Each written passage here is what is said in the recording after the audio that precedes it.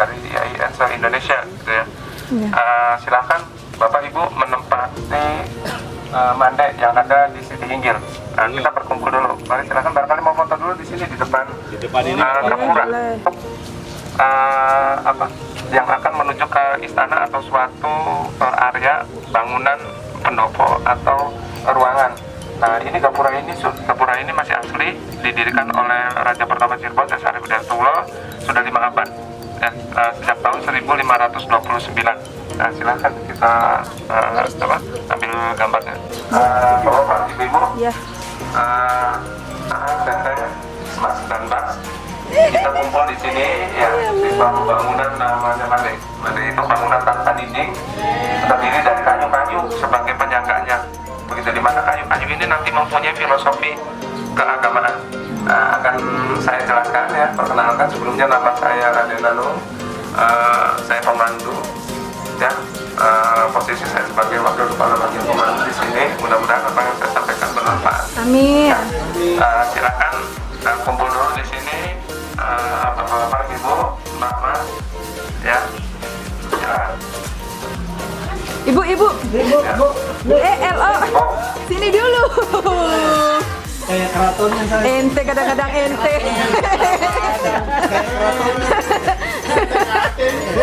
Kita saya disuruh di sini. Nah, kita kumpul dulu. SOP. Ya, selamat datang ya. Sekali lagi saya sampaikan ya, ini keraton Kesepuhan ini, Bapak Ibu, merupakan keraton yang tertua sekarangnya di Indonesia. Kenapa? Karena berdirinya itu sejak zaman kerajaan Hindu Buddha Majapahit dan Pajajaran ketika masih berdiri pada waktu itu. Sebetulnya yang mendirikan keraton ini adalah Raden Wanang Sungsang, yaitu seorang pangeran dari kerajaan Pajajaran. Ya, beliau mendirikan pusat pemerintahan Islam di Jawa Barat, tepatnya di Cirebon. Kenapa mengambil daerah Cirebon? Cirebon ini merupakan tanah leluhurnya ibundanya Raden Wanang Sungsang. Raden Wanang Sungsang itu punya adik, yaitu Nyi Mahara Santang dan Kian Santang. Oh, Kian Santang itu. Ya, gitu. Tahu serialnya ya? Serialnya. Kayaknya ya. Ya, ini dalam cerita itu ya di sinetron memang masyarakat kita lebih tahu Kian Santang karena ada sinetronnya gitu. Nah, tapi sebetulnya dalam kitab-kitab pusaka peninggalan leluhur itu masyarakat, terutama masyarakat ini Cirebon itu lebih tahu Raden Wanang Sungsang. Beliau yang paling terkenal waktu itu sebagai pendirinya, sehingga beliau dikenal diganti namanya menjadi Pangeran Cakrabuana, artinya yang memberikan cahaya di bumi Cirebon. Nah, ini Cirebon ini daerah perbatasan sebetulnya Bapak Ibu antara kekuasaan Pajajaran di barat dan Majapahit di timur. Nah, makanya para pedagang-pedagang asing itu suka berkunjung kemari karena kedua kerajaan itu pada waktu itu sedang surut pada waktu itu. Nah, ini di sini terutama sekali orang-orang Muslim dari negara Cina, Parsi, Arab, India, kemudian juga ada Melayu juga dari tanah air kita, kemudian ada dari Madura, kemudian ada dari Kalimantan, Sulawesi juga berkumpul di sini pada waktu itu untuk berdagang. Nah, terutama yang dari Melayu itu, yang dari Malaysia juga pernah ke sini Pak. Mereka berkumpul untuk menyiarkan Islam. Nah, makanya negara ini negeri ini dikatakan caruban atau campuran dalam bahasa Sanskerta. Lambat laun akhirnya Cirebon. Penduduk aslinya sebetulnya ini adalah warga Pasundan atau orang Sunda, sebetulnya bicaranya ngomongnya Sunda. Tapi karena masyarakat Cirebon pada waktu itu mempunyai kegiatan produksi, yaitu membuat terasi, kemudian membuat petis, itu bahan bakunya itu udangnya itu disuplai dari sana, dari Brebes. Jadi di sini banyak berkumpul orang-orang yang di perbatasan yang berbahasa Jawa, akhirnya terjadi percampuran. Nah, begitu. Nah, kemudian di sini juga mereka menempatkan orang-orang Cina di sini. Kemudian Rasamana Sengho melanjutkan perjalanan dari sini setelah membahas penyiaran Islam di sini membantu Syekh Kuro yang ada di sini. Kemudian Syekh Kuro pindah ke Kerawang, kemudian Laksamana Cengho pindah ke Palembang, dari Palembang kemudian ke Semarang, terakhir di Semarang. Nah, dari 3 daerah ini orang-orang Chinese itu disebar, makanya sekarang berkembang akhirnya ke seluruh Indonesia begitu. Nah ini Cirebon ini lambat laun kemudian mengalami kejayaan, terutama setelahnya. Nah Bapak Ibu, semuanya tiang-tiang ini di sini mengandung filosofi keagamaan. Itu ada 2 tiang melambangkan sadar. Ini 20 tiang di mana melambangkan 20 sifat wajib Allah yang berukiran. Ini ukiran Majapahit atau di pengaruh kultur Bali itu ada 6 berarti rukun iman. Di sebelah sana itu ada 5 tiang berarti rukun Islam. Di sebelah sana itu ada 8 tiang 8 penjuru matangin atau untuk melambangkan 8 wali yang membantu kinerjanya Sunan Gunung Jati. Sunan Gunung Jati dilambangkan dengan poros yang di tengah itu, yang di atas itu memolok. Nah, seperti itu. Jadi metode ini seperti metode Surya Majapahit. Jadi wali Songo itu terbentuk atas warisan dari ajaran Surya Majapahit. Jadi 8 penjuru itu harus dikuasai. Nah demikian juga daerah-daerah di sekitar bawah daerah yang berpengaruh itu sifatnya mandala. Nah jadi mereka diberikan kekuasaan semacam otonomi, tapi mereka diberikan kekuasaan untuk membentuk pasukan untuk mempertahankan diri dengan cara dibatasi dan menegakkan keadilan atau menegakkan hukum, diberikan kekuasaan. Nah begitu. Nah sampai di sini barangkali ada yang ditanyakan sambil menunggu ini ada guys, maaf. Begitu. Nah begitulah. Jadi pengaruhnya Sunan Gunung Jati pada waktu itu bukan daerah kekuasaan seperti Kalimantan, tapi orang Kalimantannya itu menyatakan diri bahwa mereka itu adalah bagian dari apa ya? Jadi kabulanya Sunan Gunung Jati. Jadi kabulan itu apa? Pengikut. Begitu. Jadi terutama yang ada di selatan. Nah mereka kesini mengirim kayu-kayu ulin gitu untuk pembangunan keraton di atas. Nah begitulah pengaruhnya Sunan Gunung Jati sampai keluar begitu. Kemudian juga di Malaysia juga dekat dengan Malaysia itu Sunan Gunung Jati mengirimkan itu dutanya yaitu pamannya Sunan Gunung Jati sendiri, tapi saya namanya lupa, itu adiknya Syarif Abdullah. Jadi Sunan Gunung Jati itu ibunya Nimas Rara Santang, ayahnya Syarif Abdullah Raja Mesir. Nah begitu. Dari Syarif Abdullah ini ditarik atas Rasulullah. Begitu. Jadi Sunan Gunung Jati keturunan Arab. Keturunan dari Rasulullah. Begitu. Jadi Habib, Abaib. Makanya banyak ulama mengatakan Abaib ini banyak berada di daerah utara bermukimnya katanya. Begitu. Termasuk di Cirebon. Nah ini kemudian Syekh Syarif Hidayatullah itu dengan saudara-saudara beliau yang keturunan Habib seperti Sunan Ampel, kemudian Sunan Bonang itu adalah, dan yang lainnya Wali Songo kecuali Sunan Kalijaga ya. Nah itu adalah darah Jawa asli itu mengadakan sidang anggota Dewan Wali Songo untuk mendirikan Syiar Islam ke Jawa Barat dengan didirikan Masjid Agung Sang Cipta Rasa, kemudian mendirikan Masjid Agung Demak di sana untuk syiar ke Jawa. Nah seperti itu. Nah kemudian setelah Sunan Gunung Jati wafat, keratonnya direbut oleh VOC ya, kemudian dipecah keratonnya, begitu menjadi 2. Ada kelompok pangeran muda, ada kelompok pangeran tua. Maka pangeran tua ini tinggalnya di keraton Pakumati. Ini namanya dulunya Pakumati. Pakung itu udang, mati perempuan. Karena masyarakat Cirebon itu terkenal dengan udangnya dulu itu. Nah di sini di keraton Pakumati. Kemudian karena yang mudanya Pangeran Anom yang mendirikan keraton Kanoman, keraton muda, maka keraton Pakumati diubah namanya menjadi Kasepuhan. Sejak itu terpecah jadi 2. Karena krisis politik 2 keraton ini pecah lagi menjadi beberapa keraton, yaitu keraton Kacirebonan, Kaprabonan, Mertasinga, dan ada keraton Tumbang. Jadi semuanya ada banyak. Tapi karena keraton ini membakar Belanda, maka kemudian Belanda menghancurkan keraton-keraton ini. Tapi keraton Cirebon yang pada waktu itu sudah didirikan dan keraton Kanoman sudah didirikan, sudah direnovasi pada waktu itu untuk menyelamatkan keraton, maka rajanya bergerilya keluar, maka bergabung dengan rakyat, berperang bukan bergabung. Rakyat memang mengharapkan raja itu untuk berperang, maka kemudian raja bersama rakyat itu berperang. Sementara prajurit atau aparat negara yang pada waktu itu dihandle oleh Belanda dan kemudian digaji oleh Belanda, mereka bukan mendukung raja tapi menangkap raja kalau pulang. Begitu. Jadi makanya di film-film itu kenapa kok raja itu berperang itu bukan sama prajurit tapi sama rakyat, begitulah kondisinya. Karena sejak zaman dulu ternyata prajurit itu bisa dibayar gitu ya. Bukan begitu Bu. Maksudnya begini. Pada waktu awal ketika Sunan Gunung Jati pada waktu awal keraton ini belum direbut oleh VOC, tentara Cirebon atau aparat Cirebon ini terpecah pada waktu itu. Mereka bergerilya ke Banten, dibantu oleh Kesultanan Banten pada waktu itu. Demak. Tapi kemudian setelahnya hancur, kemudian para pangeran datang ke Cirebon tanpa pasukan karena pasukan sudah dihancurkan oleh VOC. Kemudian VOC membuka pendaftaran untuk calon-calon prajurit keraton, tapi mereka dibayar sama Belanda nanti. Tuh gitu.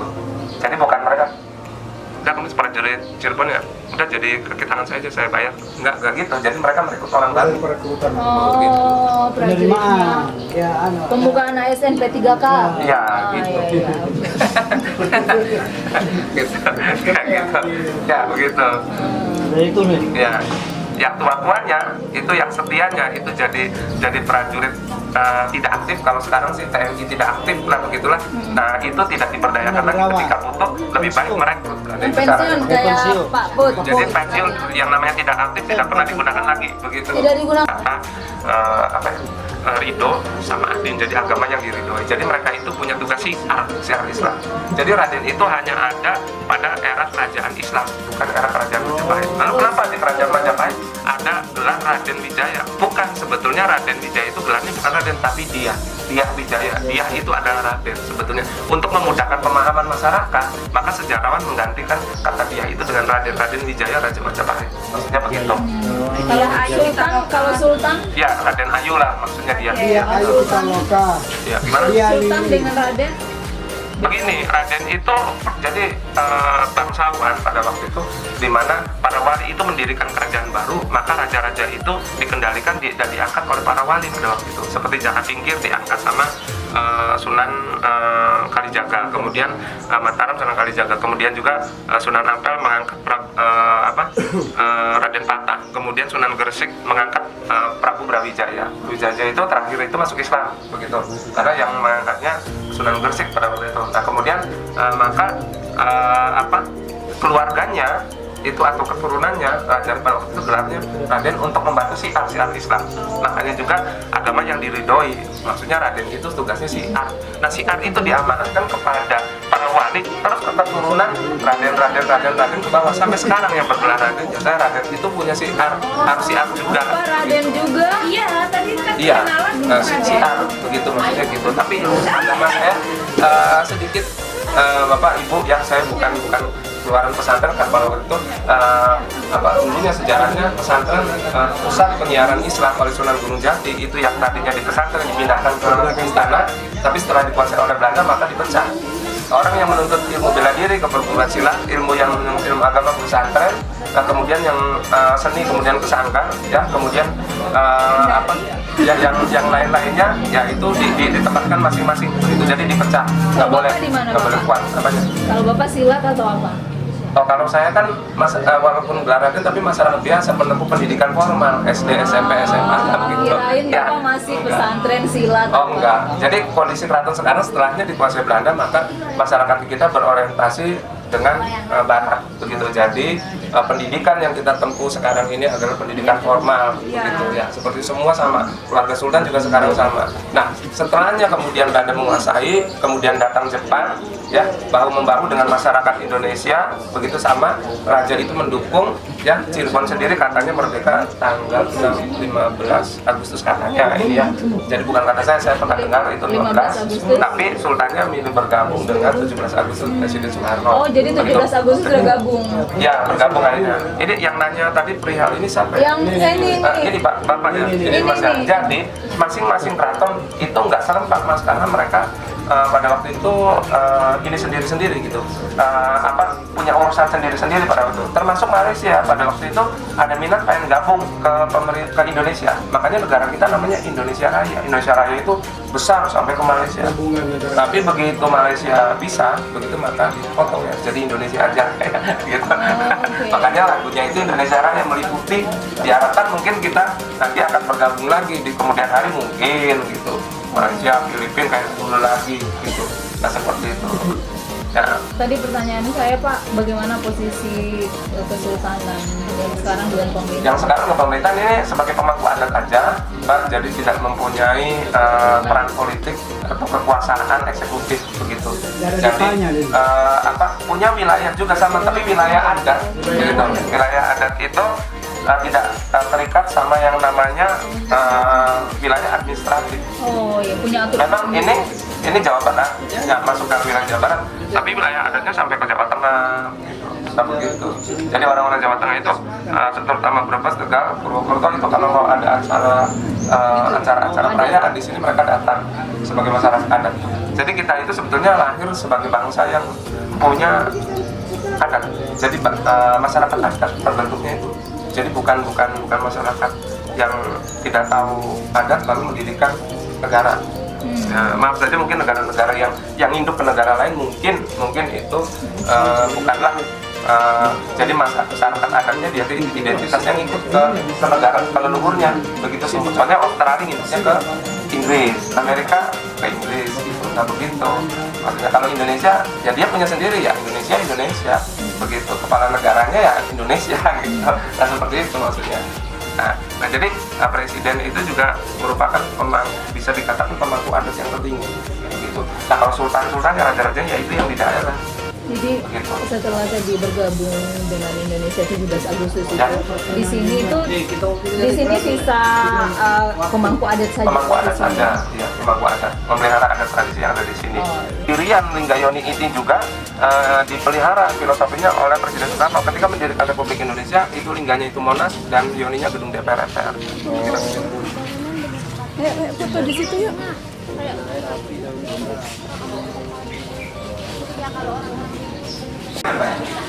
Di ruangannya terbuka seperti ini, enggak disekat-sekat seperti ini. Pakai beda kecil-kecil atau? Enggak, hanya seperti ini aja, begitu, seperti ini.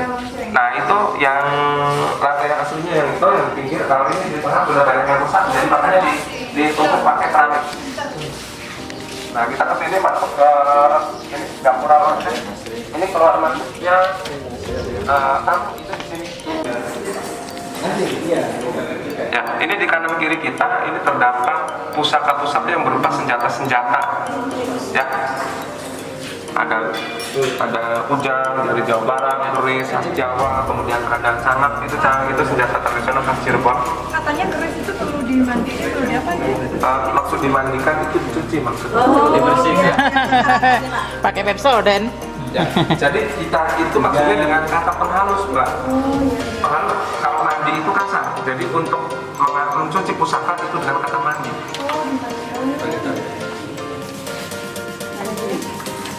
Ini apa Pak ini? Oh ini seperti ini, ya. Ini wayang. Apa? Yang kayak wayang itu Pak, sebelum pembuka wayangan ini ya? Yang kayak daun kayak gitu. Seperti ini Mungkin dari keris itu ya? Iya. Ya bersihin Pak, bersih. Nah kalau ini peti dari Putri Ongtinio, istrinya Sunan Gunung Jati. Dari sana. Nah kalau ini cangkir atau penimbang, ini untuk bikin tepoci. Jadi tepoci itu asalnya dari Cina, bukan dari Majalaya. Tepoci rasa gula Jawa. Ya. Nah itu di situ ada koin Cina. Jadi Putri Ongtinio itu tidak melahirkan keturunan, ya, tidak punya keturunan. Jadi Sari Widatula menikah lagi, ya, kemudian melahirkan putra-putranya, yaitu Maulana Hasanuddin itu menjadi raja di Banten dengan adik-adik di Banten. Kemudian dari Pasari saudaranya Prabu Brawijaya menurunkan raja-raja Cirebon dari Pangeran Pasarean. Nah begitu. Wah, senjata asli. Nah, ya. Nah ini senjata atau senapan Portugis hasil rampasan ketika terlibat peperangan di Sunda Kelapa. Ya pelurunya tuh kan? Ya peluru meriam seperti itu. Iya. Bagus ya. Nah, kita kesini bahwa ini adalah senjata-senjata macam-macam ya. Tapi ini juga ada mangkok kerajaan dari Palembang, yaitu koleksinya Aryadila ya, atau yang tadi saya sebutkan tadi. Nah ini mangkok-mangkoknya itu terbuat dari logam kuningan. Nah kemudian kalau ini senjata dua arah, ini itunya di tengah. Oh iya.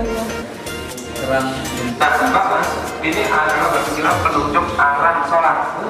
Nah, ini kalau kita coba dengan Google, ini arahnya ke barat. Jadi orang dulu itu sholatnya ke barat. Makanya sampai sekarang juga kemungkinan ada orang sholat ke barat kan sejarah ditanamnya batu ini. Karena dulu Cirebon itu pusat pemerintahan Islam yang pertama. Sementara Demak pusat pemerintahan Islam yang kedua. Tapi Demak disebut sebagai kerajaan Islam yang pertama. Kenapa? Ini pertama, tapi kerajaan, predikat kerajaan didapat pertama di sana. Karena Demak ketika mendirikan pemerintah cepat perkembangannya menjadi sebuah kerajaan. Sementara Cirebon hanya sebagai daerah Pakuwon. Ada pemerintahan tapi hanya Pakuwon. Diperintah oleh Raden Walang Sungsang.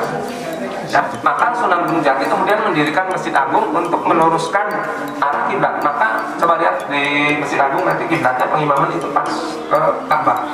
Nah, jadi dengan ini beda. Begitu ya. Dari dulu batu ini ada di sini, begitu. Jadi museum ini dulunya istananya Raden Walang Sungsang. Orang dulu kalau sholat karena belum ada masjid, jadi sholatnya di istana raja. Makanya masuk ke istana raja itu harus mandi wajib, barangkali junub, begitu nggak boleh. Harus kakinya dilepas, jadi harus betul-betul suci. Nah ini keris-keris ya. Nah ini di sini ada gamelan motor korek untuk memanggil hujan.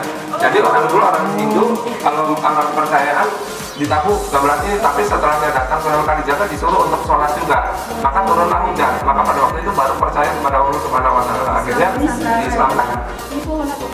Jadi pohon bakung untuk sirkulasi. Oh, dok ngorek. Nah ini ada gamelan setaten berasal dari kata sahadate. Karena orang dulu kalau lihat gamelan ini suruh bayarnya pakai 2 kalimat syahadat, makanya masuk Islam. Sekaten itu Pak ya? Ya sahadate, jadi sekaten satu. Ini gamelan degung untuk membantu penyebaran agama Islam. Keretanya Susana ya Pak? Ya, ini adalah kereta Singabarong. Us, Ya. Singopalong. Singopalong. Masya Allah, bagus. Halo? Apa di sini? Ya. Cepet ya Pak ya, sama kuda tuh. Itu sama ibu nanti katanya menaik beca. Ya. Singopalong. Oh, ini sih Singopalong. Masya Allah. Ya, ini kereta Singabarong, ini ditarik dengan kerbau bule. Ya, Kerbau bule? Ini Belandanya menandakan hubungan dengan India, kasusnya itu sama Cina, saya dari Mesir. Yang sudah budaya dijadikan satu dengan ini buat dari kayu lapan, dijadikan kayu akar sehingga dalamnya itu posnya dia mengeluarkan glitter. Ini yang menaiki raja. Kan kita lihat glitternya, ada kamera, silakan Pak.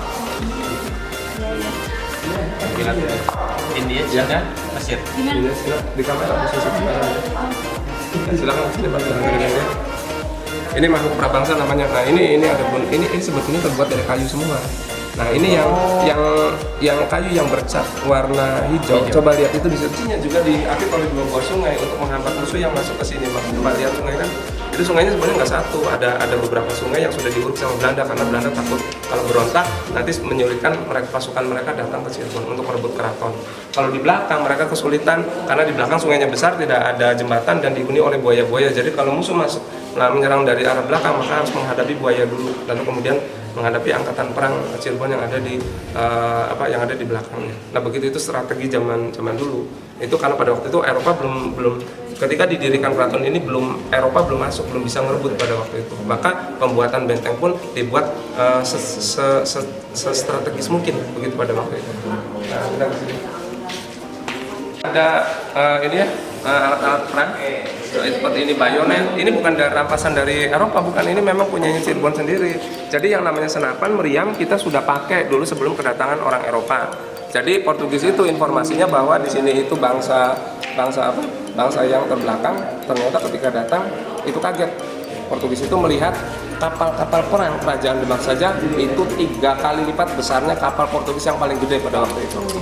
Nah kemudian Ini asli Pak, itu asli, itu ya itu punyanya Denmark, dari Denmark. Nah kemudian senapan pun sudah dikenal, namanya bedil. Ya. Bedil. Makanya untuk tahu bahwa meriam kita itu sudah punya meriam Eropa, maka kita bisa lihat bandingkan meriam paling kuno punyanya Eropa yaitu Portugis dibandingkan dengan meriam kita lebih tua, itu meriam zaman Majapahit. Sudah ada. Jadi Majapahit ketika perang itu udah pakai meriam. Jadi nggak seperti di film itu pedang sama tombak aja, enggak, mereka sudah pakai meriam. Kenapa? Punya meriam apa? Meriam. Nah, ini seperti itu wayangnya Sunan Kalijaga yang dibuka harus Jumat Kliwon. Jadi kalau mau tahu ya adalah Jumat Kliwon namanya. Wayang kulit. Nah ini ya yang menurut legenda beliau itu selalu dikawal oleh ini harimaunya, begitu. Maka menurut kepercayaan masyarakat harimau ini yang umurnya ratusan tahun itu sewaktu-waktu muncul. Itu pada waktu keraton di Cirebon mengadakan upacara adat begitu. Tapi tidak semua orang bisa melihat. Yang melihat itu katanya kepercayaan mereka ya, kata akan mendatangkan rezeki katanya. Begitu. Ya. Nah, ini Prabu Siliwangi. Ya, ini Prabu Siliwangi dilukis oleh pelukis bernama Rigo tanpa bermimpi bertemu Prabu Siliwangi ini seperti ini. Nah, seperti ini Prabu Siliwangi. Beliau pernah dikabarkan masuk Islam ketika menikahi Nyi Subang Lara. Nah, ketika menyebutkan kalimat syahadat untuk menikahi Nyi Subang Lara, itu ilmunya menghilang, gitu, rontok semua. Jadi pas begitu beliau mau balik lagi, permisi, saya mau bawa istri saya ke Pajajaran dengan cara menyebut Hong, maka ketika menyebut Hong tidak bisa balik lagi.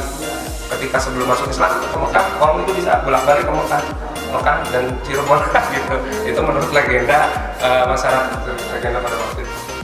Ya, kita Cina, Kapten Tan Sungai dan Kapten Tan Bunui.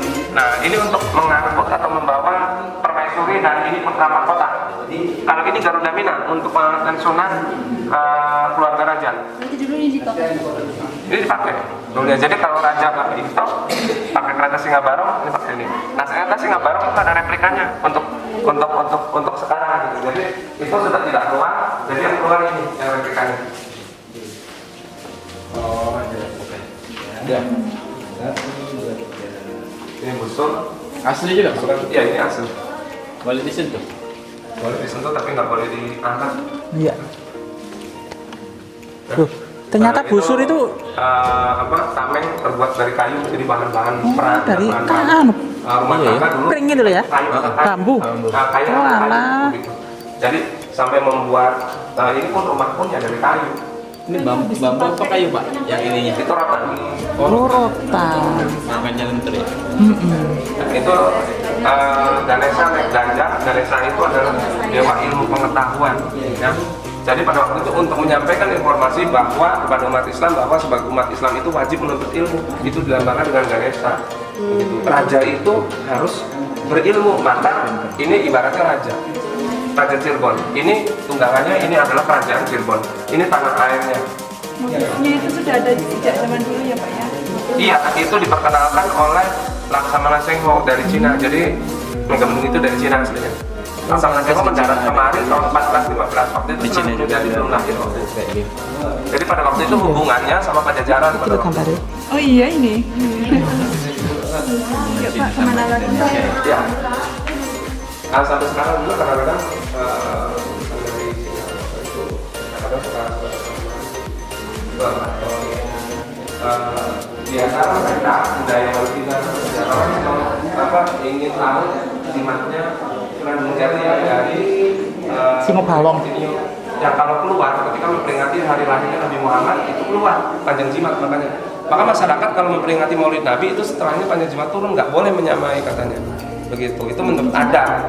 Cuma masyarakat kita kan nggak paham gitu tuh. Ya, ada yang menyamai sebetulnya begitu jimat turun baru besoknya silakan yang mau memperingati. Jadi ditandai dengan pemangku adat yang pusatnya di sini. Jadi masyarakat mana mau Tegal kah atau Banyuwangi kan mau ikut ke Cirebon boleh. Kalau mereka versinya begitu mereka datang kemari dan kemudian mengabarkan kepada masyarakat di sana kalau mau memperingati Maulid Nabi ya setelahnya kan jimat di Cirebon kan begitu. Ini jimat yang diarak itu bukanlah berupa tulis-tulis tapi seperti ini. Ini saya berhasil foto karena di sini tidak ada. Sudah. Ini karena permintaan budayawan Cina pada waktu itu untuk, nah ini keramik yang ditulis oleh Sunan Gunung Jati berupa kalimat tauhid. Nah, coba ini ada tulisan, ya, coba mungkin. Nah ini aja sama itu maha mendengar. Nah ini adalah keramik-keramik yang keluarnya jimat ini berarti kita itu baiat kepada Rasulullah. Keluar Rasulullah dilahirkan kita itu mengagungkan nama Tuhan. Nah kalau agama lain dengan keluarnya jimat ini pengakuan non Muslim terhadap keberadaan Tuhan. Begitu. Makanya di sini juga ada Bible juga tapi diwakili oleh keraton Islam yaitu Cirebon. Maksudnya begitu. Tapi sebelumnya Bapak, sebelum perang di Ponorogo itu ada perang kedong-dong yang dipimpin oleh Sultan Matangaji untuk memimpin peperangan rakyat Jawa Barat pada waktu itu. Itu terjadi tahun 1776. Nah ini senjata yang digunakan oleh masyarakat Jawa Barat pada waktu itu oleh Sultan Matangaji yang dipinjam oleh masyarakat untuk memerangi Belanda pada waktu itu. Sampai tahun 1818 berakhirnya meletusnya. Nah ini di sini ada Mandawi peninggalan orang Kalimantan. Ya, kemudian itu di sebelah sana itu senjata dari luar Pulau Jawa, menandakan hubungan dengan luar Jawa. Ini ada dari Tuban, tapi dan juga Madura sebetulnya. Ya, ini adalah huruf abjad Jawa. Ya. Jawa kalau ini pegon. Pegon itu dari Arab. Cuma bahasanya bahasa Jawa. Yang mana pegon Pak? Cirebon itu mengenal empat huruf dulu atau 4 karakter, yaitu huruf pegon, huruf carakan, huruf cisaraka asli Cirebon, dan huruf Sunda dari pakai 4. Begitu, cuma di sini ada pegon sama carakan asli Jawa. Begitu bukan. Itu di dalamnya itu ada isi sejarah berdirinya Keraton Cirebon, ada juga astronomi, ada juga ilmu dagang, ada juga syariat Islam, kemudian ilmu tauhid dan lain sebagainya. Ya bisa sih sebetulnya, boleh dikatakan bisa, tapi untuk membaca tulisan orang dulu sulit sebab gaya penulisan orang dulu.